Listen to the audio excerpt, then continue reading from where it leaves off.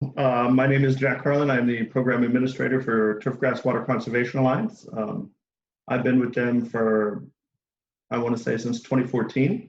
So it's been a little while. Let's get right into it. Today we're going to talk about who TWCA is, what we do, and some of the results. So TWCA is a 501c3 nonprofit organization. We're research driven. We collect objective data. We have a third-party peer review process for making our qualifications. We really try and be an effective advocate for drought tolerant turf, and then for the turf industry generally. We are comprised of direct competitors, and I think that really speaks to the universality of the message that we have. And altogether, TWCA represents about 80% of the improved turf market. So, like I say, it's an industry-wide initiative. It is direct competitors. Each company individually saw the need for water conservation within the turf industry, and they realized that they would be able to do much more together than they would in head-to-head competition. So our membership there, you can see the production companies listed on the right of the screen. That really represents about 80% of the improved turf market. Now, that is not 80% of the market as TWCA qualified material, but there's a good chance that if you're buying turf, it comes from one of these companies. Our membership does come all the way from seed producing companies to breeders who develop new cultivars, distributors, wholesalers, landscapers, sod farms. We have government members. We've got a lot of researchers, and we'll look at kind of the breakdown here. You can see that the government is about 40% of our membership, and that does reach all the way from municipal government, so that's like water agencies and parks and rec departments, all the way up to some federally funded members. So there are members at the federal level as well. So you can see we've got watersheds are involved, and we've got state officials. Industry is about 22%, and when we say industry, we mean landscapers and sod farmers, people that homeowners and end users are actually buying turf products from. Academic, that's going to be our university cooperators, that's about 30%, and then the board is comprised of seed producers and turf breeders. So you can see that we've got a pretty good breakdown, a pretty good three-way split through the interested parties. TWCA does our drought research all across North America. Here you can see all of the locations that TWCA is working with as a cooperator. All of the green areas are places that we have members in.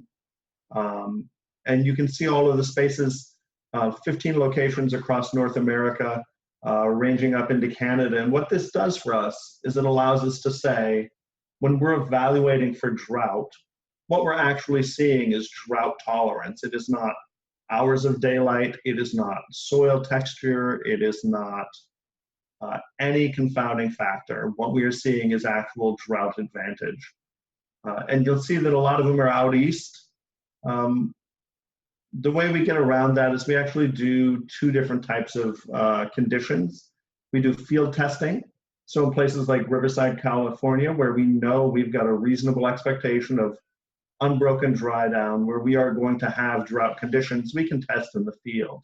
But when you get into places like Indiana or Virginia or even up into Ontario, we build what's called a rain-out shelter, and it does exactly what the name says. It keeps the rain out, and it allows us to more tightly control that.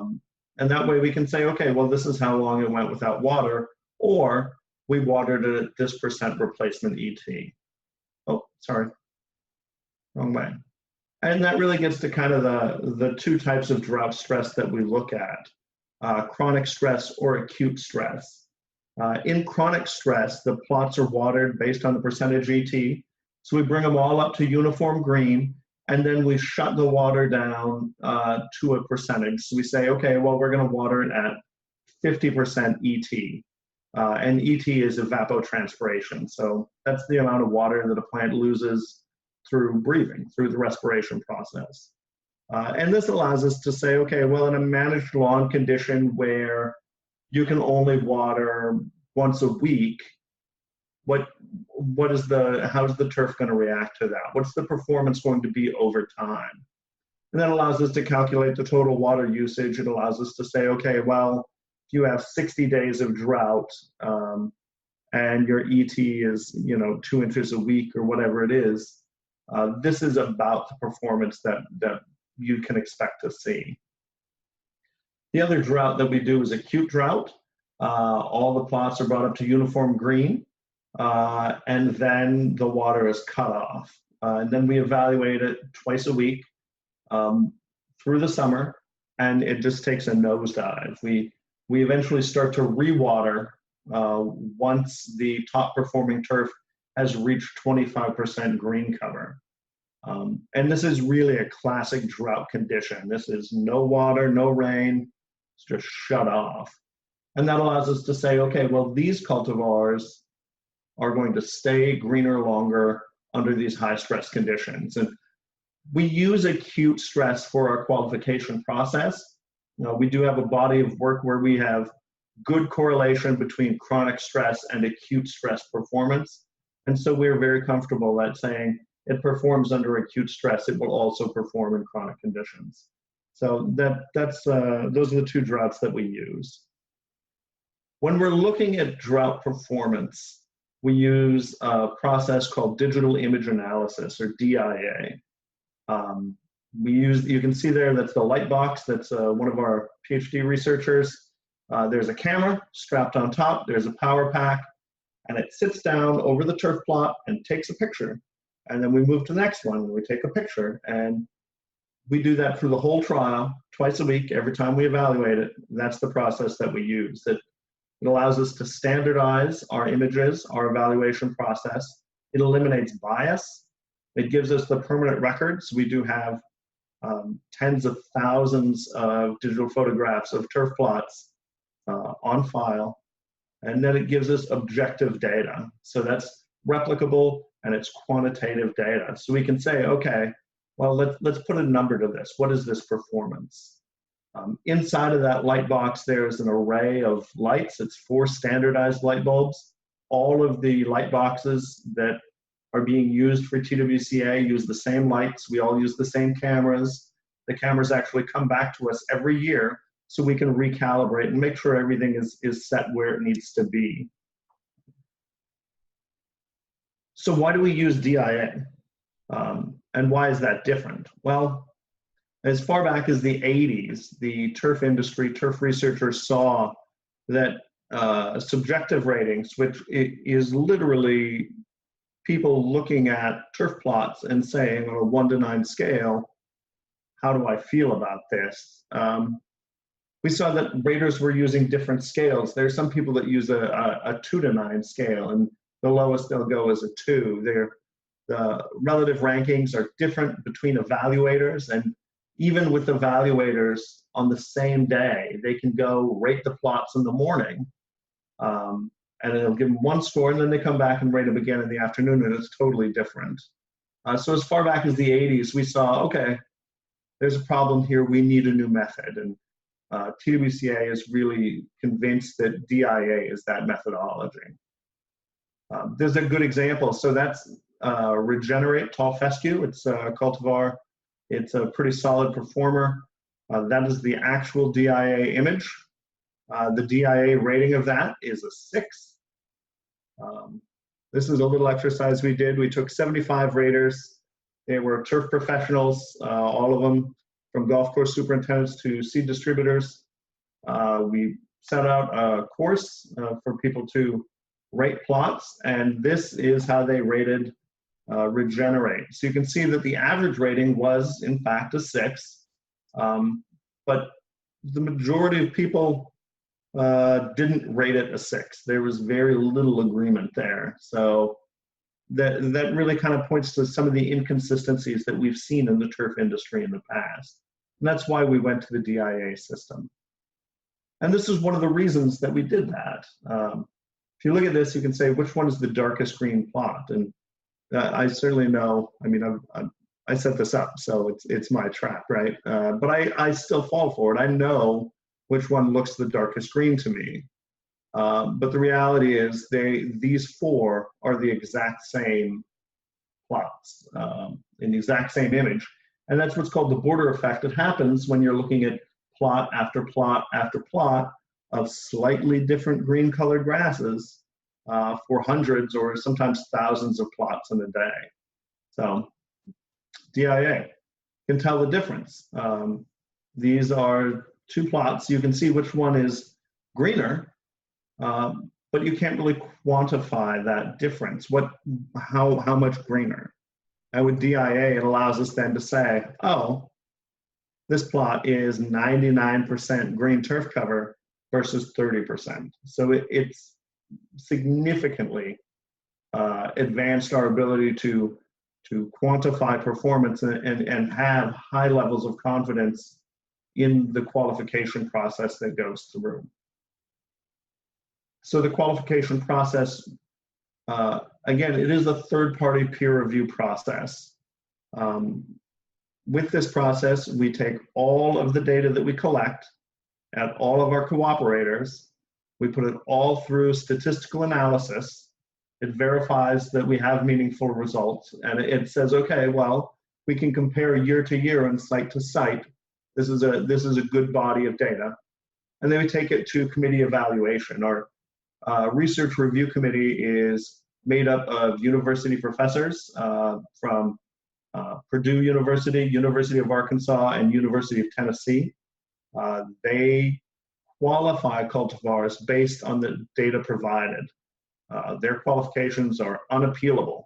And having just gone through this process this year, it's still kind of fresh in my mind that that's a real heartbreaker for a lot of the members that have entered cultivars into this. It is a very selective process. And by the time it gets to TWCA qualification, the membership has invested a lot of time, a lot of resources into each cultivar that has come to the research review committee. And when they don't make it, it is very difficult for the members to see that and to be able, but they all recognize and the value of the program, and they respect the decisions that are made, even if they are sometimes for months very angry at me personally about the process. The qualifications for TWCA are time limited. That means it is not a forever stamp. So if something qualified this year in 2019, it has 8 years to be a TWCA qualified cultivar, at which time it either needs to re-qualify against a new higher standard, or it comes off the TWCA qualified list. And we go through a round of attrition every few years for cultivars that are coming off that have been qualified in the past. So that's kind of what the peer review process is. Research Review Committee, there you can see them, Dr. Bigelow, Dr. Karcher, Dr. Steyer. They have no commercial interest in the qualifications. They are not the breeders. There is no royalty being paid to them for this, and that is a big part of the reason that we selected them for the Research Review Committee. That, and of course, their stellar academic reputations make them ideal candidates for helping us identify drought-tolerant turf. So, with that, we've qualified about 124 cultivars. You can see a lot of perennial ryegrass, tall fescue, some fine fescues, and a tiny little handful of Bermuda grasses. There aren't a lot of warm season cultivars on this list, and there are a couple of reasons. One of them is we were founded in Oregon. It is cool season turf country, so that is obviously where we started and where we focused most of our efforts. And the other part of it is warm season cultivars, warm season turf generally is a vegetatively propagated crop. And it's hard for a lot of the board members to buy into that. And it's a different beast for evaluation. That means that we'd have to sort of rerun through our evaluation process and write a whole new set of protocols to go through and look at vegetative cultivars. So there hasn't been a lot of drive to do it, and there hasn't been a ton of bandwidth to take it on. So let's get into some of the results. Here, this is a good comparison between Solar Green, which is the orange, and Mallard, which is a TWCA standard. These are both Kentucky Bluegrasses. Solar Green is a Kentucky-Texas Bluegrass hybrid. Solar Green was marketed as being very heat tolerant, and in the marketing that may have been conflated to being very drought tolerant as well. And so TWCA cooperators decided to take a look at that. Now, what I think is interesting here, you can see the watering events are represented by the triangles, purple for Solar Green, blue for Mallard.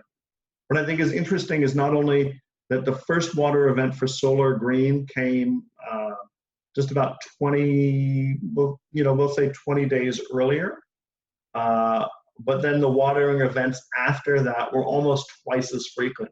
So not only did Mallard go longer without needing water, but then once you did start to apply water, it required less water to stay green overall.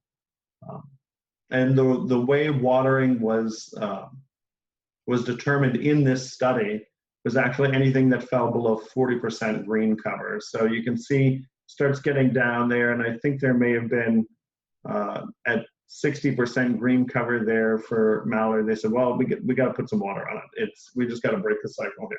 So, and with that, we've actually seen that to be sort of indicative of a lot of performance overall.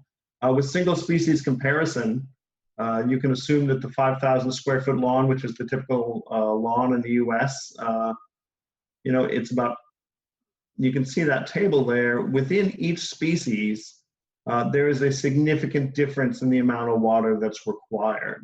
So with bluegrass, it's about 53%. With ryegrass, it's a little less, and with tall fescue, it's right about 40%. And I think that really speaks to both the turf itself. With ryegrass, you do see a much more aggressive growth pattern, and that is just going to demand more resources. That's part of the reason that Parks and Rec departments love ryegrass, is because it is so aggressive in growing in, and that is one of the big challenges with that species. But with bluegrass, a 50% reduction in water is pretty good, and the same for tall fescues. That is a significant savings. And what I like about this slide is if you look at the bluegrass, even about halfway through that list, you are right there in that tall fescue range, for water use. And I think that really dispels some of the myths that people have in their mind about bluegrass, which is that it is a super water sharing or a water demanding plant, when the reality is, with the correct cultivars in that species, you're right down into what you would consider to be a very low water using cool season turf. So that's kind of what we've seen across the board, is a little surprise every time we look at it. So what cultivars do I use? Like I say, we've got over 124 cultivars available on the market, or over 124 cultivars that have been qualified. There's some things you want to think about.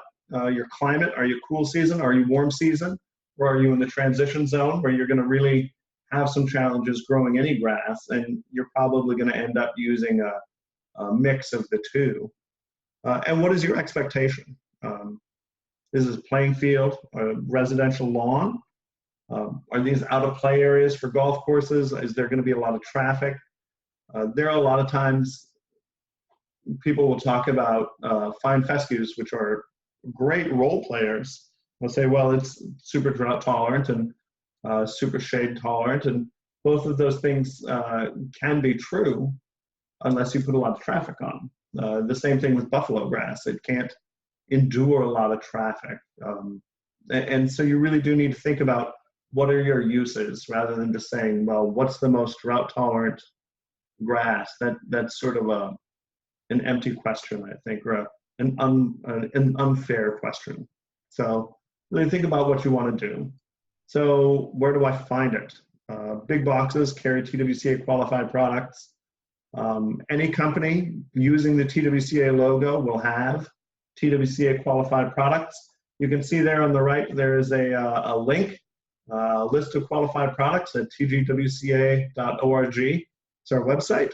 You can go there, and here's a map, and you can search each one of those water drops is a member, and you'll be able to find industry members are green water drops, and you can just grab onto one of those and say, hey, let's get some TWCA qualified turf or sod, whatever it is. So what do I look for? Well, when you were looking for TWCA qualified turf or turf products, you were looking for this logo here. It looks just like this. It should be on the bag or on the stand. If it doesn't have that logo, it is not TWCA qualified. And it's not to say that it doesn't have drought tolerance, but it is not drought tolerance that we have looked at and verified. So you were looking for that logo right there. So the takeaway here, I think, more than 15 locations across North America. It allows us to accurately and fairly evaluate turf quality and drought tolerance. It allows us to say, okay, this isn't the place, this is the cultivar. Over 124 TWCA qualified cultivars. So whether you are looking for a golf course or home lawn or some fine fescues or whatever it is that you're looking for, you'll be able to find it. I'm pretty sure, although I don't guarantee anything anymore. And then 30% less water. So our trialing allows us to very safely and comfortably say there's a 30% reduction in water. You are going to see a change in your turf performance, and once you do run the water down, once you've gone through a long drought, the same as it is with any living plant, you do need to start to water to recovery. So 30% less water over the summer, you will survive a drought with minimal watering, but you do need to be aware of the damage that's being done. And then I like this one. This is about 2,000 flushes per yard with TWCA qualified lawn. So that's just about a full year of toilet time. That's pretty good. So think about that every time you're out in your lawn, be like, hey, you know what? At least it's saving me a flush this year. I'd be remiss if I didn't push for TWCA membership. Obviously, we are a nonprofit. We are a membership-driven organization. If you think TWCA is something that is going to serve you or your community or your company, go to the link, become a member. I think you guys have all my contact information. If you don't, I can give it to you. If you have any questions about the program, I know a guy who is always at work and always ready to answer your questions. So think about becoming a member and help us make our communities more livable and more sustainable. And there you go. There's my contact information right there. If you guys have any questions, I guess this is the time. Cool. That was awesome. Thank you, Jack.